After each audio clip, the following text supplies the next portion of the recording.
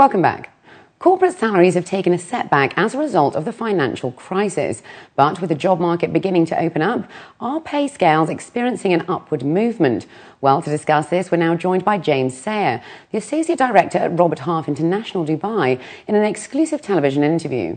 The recruitment firm has released its 2011 salary guide for the UAE. Welcome to the show today. Thank you for having me. So tell us about the main results and the key findings of the survey, and who are your main respondents? Sure. Our salary guide covers 5 disciplines, the main ones being finance and accounting, technology, legal and also banking. And the guide revealed that salaries moving into 2011 are going to stay at a similar level to 2010. Right. Another interesting point that came from it, though, is that there is also looking as though there's going to be a return of bonuses within the financial services sector. That's quite a big issue, isn't it, at the moment? Yes, it is. It is. Definitely. So some of the key findings, some of the increased activity were in the financial services and legal sectors. Tell us about those. Yeah, what we've seen is there's been an increased appetite within the financial services sector. This in turn has resulted that the legal sector has an upturn in work because they're working with maybe the investment banking and private equity businesses within transactions.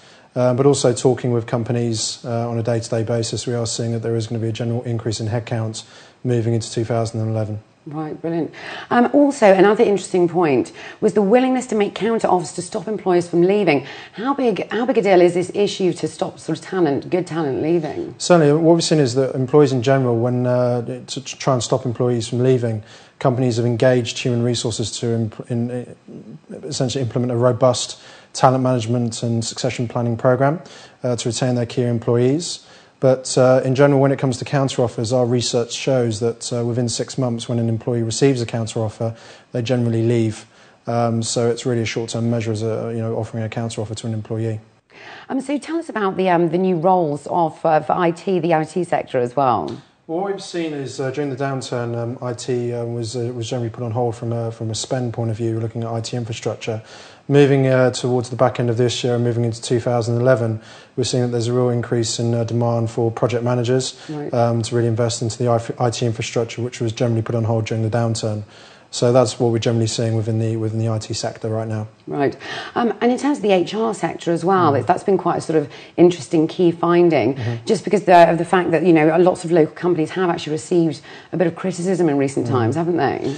Yeah, I mean, human resources is one of the most important functions within an organisation. It is responsible for the people who get the job done. Yeah. And what we've seen is that companies are investing into HR to really implement HR best practices. But in my opinion, there is generally quite large variances from company to company. But on the whole, what you see is that companies are looking to embed HR into the business to aid the business to achieve their long-term strategic goals. So in terms of the UAE, where do we stand on a global scale? Give us an overview. Certainly. I mean, from the 10 countries that we did the survey within recently, the UAE actually came out at the top from positive sentiment in regards to where they feel their company is and also where they feel the UAE economy is going. So we actually featured top of the survey from a positivity.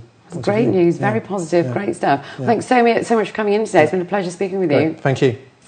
Well, that's it from the business desk. You can write to us, though, at ib@city7tv.com. Up next, Natasha Thomas has more details on the new home for the giraffes at Sir Banyas Island.